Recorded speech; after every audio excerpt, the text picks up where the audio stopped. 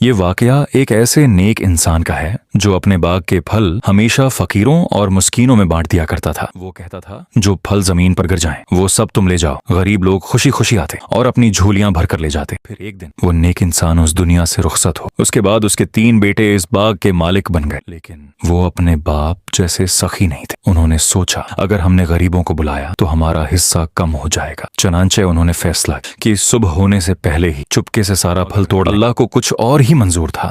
اسی رات اللہ تعالی نے اس باغ کو جلا کر راکھ کر دیا اور انہیں خبر تک نہ ہوئی۔ صبح جب وہ خوشی باغ کی طرف روانہ ہوئے تو راستے میں آہستہ آہستہ باتیں کرتے جا رہے تھے کہ کہیں کسی کو خبر نہ ہو جائے، مگر جب وہ باغ کے پاس پہنچے تو یہ دیکھ کر حیران رہ گئے کہ سرسبز باغ راکھ کا ڈھیر بن چکا تھا۔ انہوں نے کہا شاید ہم راستہ بھول گئے ہیں، مگر ایک نے کہا نہیں، یہ ہمارا ہی باغ ہے اور یہ سب ہماری بد نیتی کا نتیجہ ہے۔ پھر وہ سب پکار اٹھے سبحان ربنا انا کننا ظالمین، ہمارا رب پاک ہے، بے شک ہم ہی ظالم تھے۔ پھر وہ ایک دوسرے کو ملامت کرنے لگے اور سچے دل سے توبہ کرنے لگے۔ انہوں نے کہا اللہ ہمیں اس سے بہتر عطا فرمائے گا، ہم اپنے رب کی طرف رجوع کرتے ہیں۔ اور جب انہوں نے سچی توبہ کی تو اللہ تعالی نے ان کی توبہ قبول فرما لی اور انہیں اس سے بھی بہتر باغ عطا کیا جہاں بڑے بڑے پھل لگتے تھے اور انگور کے خوشے خچر کے بوجھ کے برابر ہوتے تھے۔ یا اللہ ہمیں بھی سخی بنا دے، ہمیں غریبوں کا حق ادا کرنے کی توفیق دے، ہماری توبہ قبول فرما اور ہمیں اپنے فضل سے نواز، آمین یا